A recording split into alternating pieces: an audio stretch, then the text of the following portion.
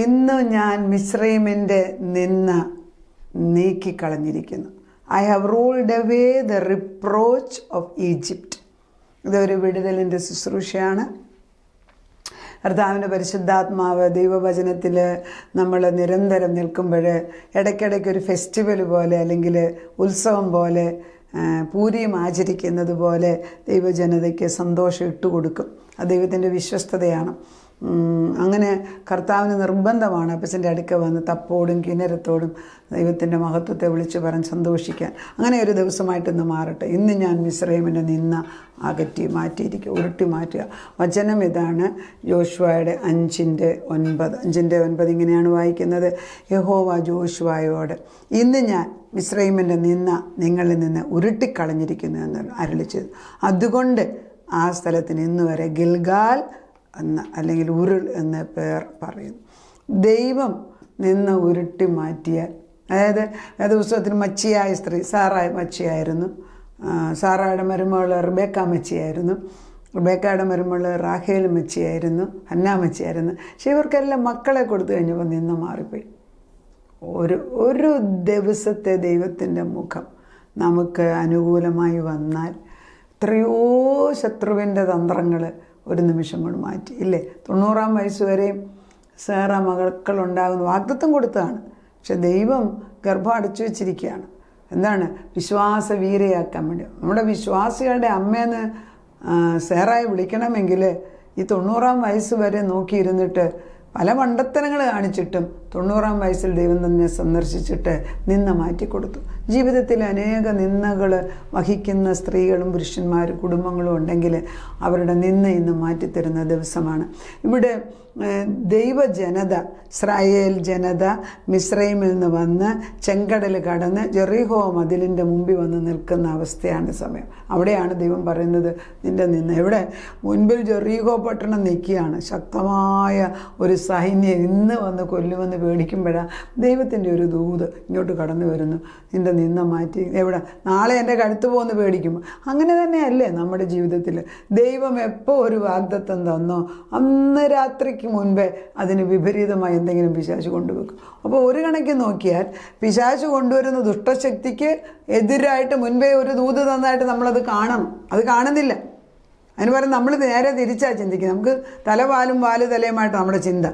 ദൈവം അറിഞ്ഞിട്ടാണ് ഇത് വരുന്നത്. അപ്പോൾ പിശാച് ഇന്ന് വൈകിട്ട് ഒരു ദുഷ്ടശക്തിയെ കൊണ്ട് ദുഷ്ടത ചെയ്യിപ്പാൻ ആഗ്രഹിക്കുമ്പോൾ തലേ ദിവസമേ ദൈവം പറഞ്ഞു ഞാൻ നിൻ്റെ നിന്ന മാറ്റിയെന്ന്. പക്ഷേ പിറ്റേ ദിവസം രാവിലെ ബാങ്കിൽ നിന്ന് നോട്ട് വരുന്നു, നിങ്ങളുടെ വീട് ജപ്തി ചെയ്യാൻ പോകാമെന്ന്. പക്ഷെ ദൈവം പറഞ്ഞു നിൻ്റെ നിന്ന മാറ്റിയെന്ന്.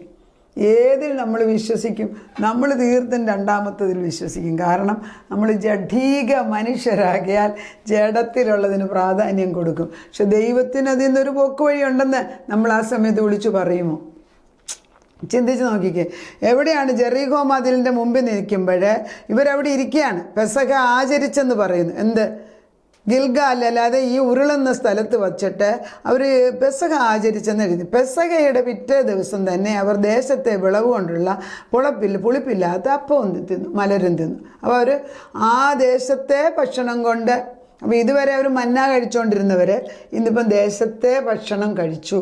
അതോടുകൂടി മന്ന നിന്നു. അതായത് നമുക്ക് പുറത്തുനിന്ന് ഒരു സപ്ലൈ വരുന്നിടം വരെ സ്വർഗത്തിലെ സപ്ലൈ തന്നു. പക്ഷെ പുറത്തുനിന്ന് നീ ദേശത്ത് വന്ന് അവിടുത്തെ ഭക്ഷണം കഴിച്ചപ്പോൾ മന്ന നിന്നു. അങ്ങനെയാണ് വചനം എഴുതിയിരിക്കുന്നത്.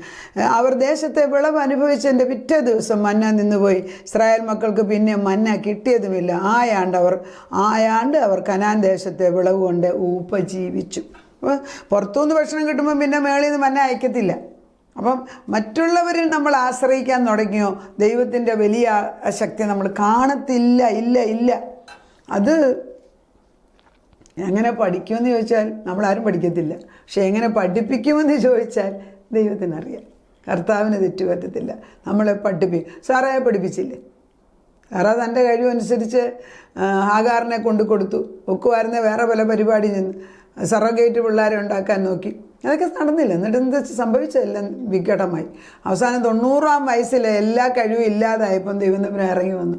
അബ്രഹാമിന് 100 വയസ്സായി, തൻ്റെ സ്വന്തം കഴിവിൽ ഒന്നും ചെയ്യാനൊക്കത്തില്ലെന്ന് ബോധം വന്നപ്പം ഒരു മകനെ കൊടുക്കുന്നു. നമുക്ക് ഇതൊക്കെ ദൈവം പഠിപ്പിച്ചെടുക്കുന്നതാണ്. അപ്പം നമ്മൾ നോക്കിയാൽ നമ്മുടെ കഴിവല്ല ഇത്, പൂർണ്ണമായിട്ടും ദൈവത്തെ അന്ന് എത്ര വേഗം മനസ്സിലാക്കുന്നുവോ അത്രയും നിലനിൽക്കുന്ന അനുഗ്രഹം വരും. എന്നിട്ട് പിന്നെ നമ്മൾ കാണുന്നത് യോശുവ യെരിഹോവിന് സമീപത്തിരിക്കുമ്പോൾ തല പൊക്കി നോക്കി ഒരാൾ കയ്യിൽ വാൾ ഊരി പിടിച്ചുകൊണ്ട് അവൻ്റെ നേരെ നിൽക്കുന്നുണ്ട്. യോശുവ അവൻ്റെ അടുക്കൽ ചെന്ന്, നീ ഞങ്ങളുടെ പക്ഷക്കാരനോ ശത്രുപക്ഷക്കാരനോ എന്ന് ചോദിച്ചു. അതിന് അവൻ, അല്ല, ഞാൻ യഹോവയുടെ സൈന്യത്തിൻ്റെ അധിപതിയെ ഇപ്പോൾ വന്നിരിക്കുന്നു പറഞ്ഞു. അപ്പോൾ യോശുവ അവൻ്റെ മുമ്പിൽ സാഷ്ടാംഗം വണങ്ങി. അപ്പം ദൈവം ഒരു ദൂതനെ അയക്കുകയാണ്. ദൈവം ദൂതനെ എന്തിനാ അയച്ചത്? ഒരു വാഗ്ദത്തം കൊടുത്തു, നിൻ്റെ നിന്ന ഇന്ന് മാറ്റിക്കളയുന്നു. ഇവിടെ ജെറിഹോ മതിൽ വലുതായിട്ട് നിൽക്കുക. ജെറിഹോ മതിലെന്ന് പറഞ്ഞാൽ മനുഷ്യന് മനസ്സിലാക്കാൻ വയ്യാത്തവണ്ണം വലിയ മതിൽ. അന്നത്തെ കാലത്ത് ഈ മതിലിൻ്റെ മുകളിൽ റാഹാബ് എന്ന് പറഞ്ഞ സ്ത്രീയെ വീട് വെച്ച് താമസിക്കുന്നു. അപ്പോൾ അത് ചെറുതൊന്നുമല്ല, അതിന് വീതി ഒത്തിരിയുണ്ട്. ഒരു മുറി പണിയാനും മാത്രം അവിടെ സ്ഥലമുണ്ടായിരുന്നില്ലേ? അതിൻ്റെ മേളിൽ കൂടെ രഥം ഓടിക്കാമെന്ന് പറയുന്നു. നോക്കി, ഈ റാഹാബ് എന്ന് പറയുന്ന സ്ത്രീക്ക് ഈ മലയുടെ ഈ വലിയ മതിലിൻ്റെ മേളിൽ കയറി വീടുണ്ടാക്കിയിട്ട് അവിടെ നിന്ന് നോക്കുമ്പോൾ ഈ ഇസ്രായേൽ ജനതയെ കാണാമായിരുന്നു. അങ്ങനെ വലിയൊരു ദുഷ്ടസൈന്യം നമുക്കെതിരായിട്ട് നിൽക്കുന്നിടത്താണ് നിൻ്റെ നിന്ന നീക്കിയെന്ന് പറയുന്നത്. നമ്മൾ വിശ്വസിക്കും. നമ്മളാണ് പേടിച്ച് തിരിച്ചു ഓടും. അവൻ ദൂതൻ വന്നേച്ച് പറയുന്നു, ഞാൻ നിൻ്റെ ആ പക്ഷത്ത്, ദൈവത്തിൻ്റെ പക്ഷത്ത്. ദൂതൻ പറഞ്ഞു കൊടുക്കുന്നു, 6 ദിവസം ഇതിൻ്റെ പുരോഹിതന്മാരും നിങ്ങളും എല്ലാം കൂടി ഇതിന് ചുറ്റും ഒന്നും മിണ്ടാതെ, കാഹളം ഒന്നും മിണ്ടാതെ നടക്കുക. അങ്ങനെയാണ് പറഞ്ഞു കൊടുക്കുന്നത്. ഉപദേശം പറഞ്ഞു കൊടുത്തു. എന്താണ് അങ്ങനെയാണ് പറഞ്ഞു കൊടുക്കുന്നത്?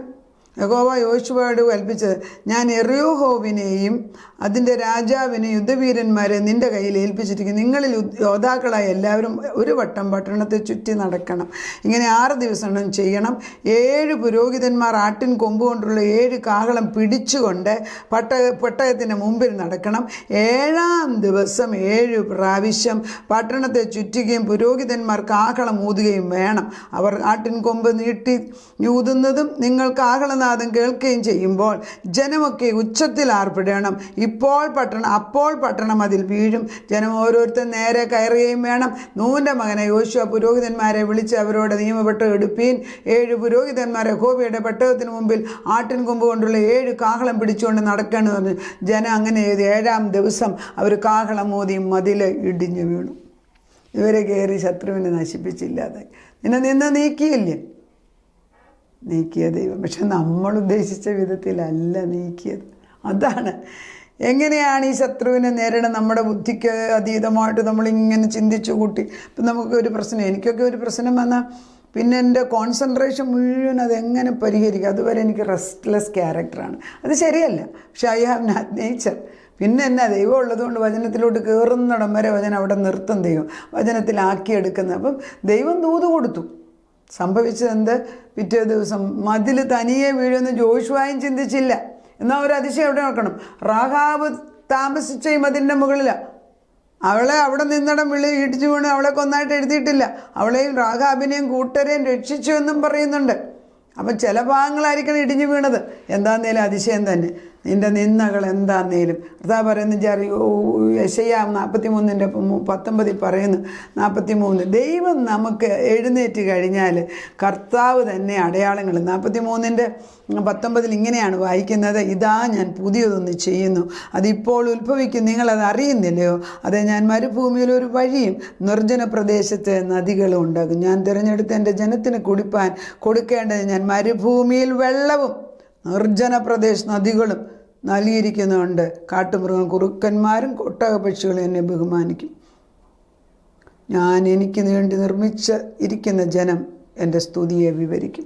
എപ്പോഴാണ്? ഒരിക്കലും സാധിക്കത്തില്ല എന്ന് നമ്മൾ എഴുതി തള്ളി, ഇന്നിപ്പോൾ ശത്രു വന്ന് എന്നെ നശിപ്പിക്കുമെന്നും എൻ്റെ എല്ലാ തലമുറകളെ ഇല്ലാതാക്കുമെന്നും ദുഷ്ടൻ വന്ന് നമ്മളെ ലജ്ജാകരമായി അപവാദം ഏറ്റ് അപമാനിക്കുമെന്ന് പറയുമ്പോൾ ദൈവം എഴുന്നള്ളി വന്നിട്ട് ശത്രുവിനെ പൂർണ്ണമായിട്ട് ഇല്ലാതാക്കുന്ന ഒരു ദൈവം. അതാണ് ദൈവം എഴുന്നേൽക്കുന്നത്. എങ്ങനെയാണെന്ന് നമുക്കും അറിയത്തില്ല. കാരണം ഇത് നോഹയുടെ കാലത്ത് ദൈവം പറഞ്ഞു ഞാൻ വെള്ളം അയക്കും. മഴ പെയ്യാത്ത കാലത്ത് എങ്ങനെ മഴ പെയ്യും നമുക്ക് പോലും ഊഹിക്കാൻ വയ്യ. നോഹ കണ്ടിട്ടുമില്ല മഴ പെയ്യുന്നത്. പക്ഷെ നോഹ വിശ്വസിച്ചു. ആ വിശ്വാസം നമുക്കുണ്ടോ? അതാ പറയുന്നത്, നിന്നെ നിന്നേ ഞാൻ ഉരുട്ടി മാറ്റിയിരിക്കുന്നു. ഈ എബ്രായ ലേഖനത്തിനകത്തൊരു വാക്യം പറയുന്നുണ്ട്. ഈ വാക്യം എൻ്റെ മുൻപിൽ ഇങ്ങനെ പിന്നെയും വരികയാണ്. യേശുക്രിസ്തുവിന് വേണ്ടിയാണ് എല്ലാം ഉണ്ടാക്കിയതെന്ന് ഒന്നാം വാക്യത്തിൽ എഴുതിയിട്ടുണ്ട്. സകലത്തിൻ്റെ അവകാശി യേശു. 3-ാം വാക്യം, അവൻ്റെ ക്രിസ്തു പിതാവിൻ്റെ തേജസ്സിൻ്റെ പ്രഭയും തത്വത്തിൻ്റെ മുദ്രയും സകലത്തെയും തൻ്റെ ശക്തിയുള്ള വചനത്താൽ വഹിക്കുന്നതിനാകൊണ്ട് പാപങ്ങൾക്ക് പരിഹാരം ഉണ്ടാക്കിയ ശേഷം ഉയരത്തിൽ മഹിമയുടെ വലതുഭാഗത്തിരിക്കുന്നു. അത്ര മതി. അപ്പം നമ്മൾ മനസ്സിലാക്കേണ്ടത്, ദൈവം പോലും സകലത്തിനെയും sustaining everything by the power of his word. അർത്ഥം അവരെ നിന്ന് ഉരുട്ടി മാറ്റി മക്കളെ ഗിൽഗാൽ മാറ്റിയിരിക്കുന്നു. പറഞ്ഞ് ദൈവത്തിൽ നീ ആശ്രയിക്കും. നീ ജീവനുള്ള ദൈവത്തിൻ്റെ പുത്രനെ ക്രിസ്തു എന്ന് നീ എപ്പം എന്നെ മനസ്സിലാക്കുമ്പോൾ, പത്രോസ് പറഞ്ഞില്ലേ, നിത്യജീവ വഴികൾ നിന്നിലുണ്ട് പരനെ, നിന്നെ വിട്ടിട്ട് അടിയങ്ങൾ എങ്ങു പോകും പരനെ. അതായത് നിത്യമായ ജീവൻ്റെ ഉറവിടം മുമ്പിൽ നിൽക്കുമ്പോൾ അതേന്ന് മറന്ന് നമ്മുടെ കണ്ണപ്പുറത്തും ഇപ്പുറത്തും പോകുന്ന എന്തിനാണ്? ജെറിഹോ മതിൽ ഇടിഞ്ഞു വീഴുമ്പം അങ്ങേ സൈന്യത്തിൽ നിന്ന് കുറേ പേര് ഇവിടെ ഒന്ന് സഹായിക്കുമോ? നമ്മളെന്തിനാണ് ചോദിക്കുന്നത്? എൻ്റെ മക്കളെ നീ സൂക്ഷിക്കുമോ യുദ്ധം തീരുന്നിടം വരെ? റാഹാബ് പറയായിരുന്നല്ലോ, അയ്യോ എന്നെ ഈ രാജ്യത്തുനിന്ന് കഴിഞ്ഞിട്ടേ ഈ മതിലിടിഞ്ഞ് വീഴാന്ന്. അല്ലല്ലോ, ദൈവം അവിടെ മാത്രം നിർത്തിവെച്ച് ബാക്കി ഇടിച്ച് വീഴ്ത്തിയല്ലോ. ഇതൊക്കെ ദൈവത്തിനല്ലേ ചെയ്യാനൊക്കത്തുള്ളൂ. ആ ദൈവം നമ്മുടെ കൂടെയുണ്ട്. നമുക്ക് പ്രാർത്ഥിക്കാം. മിസ്രയീമിൻ്റെ നിന്ന് നീക്കെന്ന് പറഞ്ഞ് പിറ്റേ ദിവസം ജെറിഹോ മതിലിൻ്റെ മുമ്പിൽ എങ്ങനെ ചെയ്യണമെന്നറിയാതെ ജോഷുവ വേദനിച്ച് നിൽക്കുമ്പോൾ ഒരു ദൂതനെ സ്വർഗത്തിൽ നിന്ന് അപ്പച്ചൻ അയച്ച് പറഞ്ഞു കൊടുത്തു. വളരെ സിമ്പിളായിട്ട് 6 ദിവസം ഈ കാഹളവും പിടിച്ചുകൊണ്ട് നടക്കണം. എല്ലാവരും പുരോഹിതന്മാർ മുമ്പിലുണ്ടായിരിക്കണം, പെട്ടകമുണ്ടായിരിക്കണം.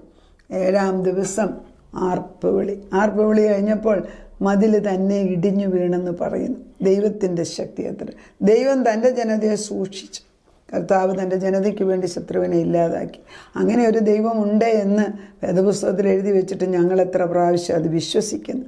ഞങ്ങളുടെ പ്രശ്നം വരുമ്പോൾ ഞങ്ങൾ അവിടെ ഇവിടെ ഓടി നടക്കുന്നതിന് ക്ഷമ ചോദിച്ചുകൊണ്ട് നാഥൻ്റെ കയ്യിലേക്ക് തലമുറകളെ ഏൽപ്പിക്കുന്നു, ഞങ്ങളെ ഏൽപ്പിക്കുന്നു, ഞങ്ങളുടെ ആവശ്യങ്ങളെ ഏൽപ്പിക്കുന്നു.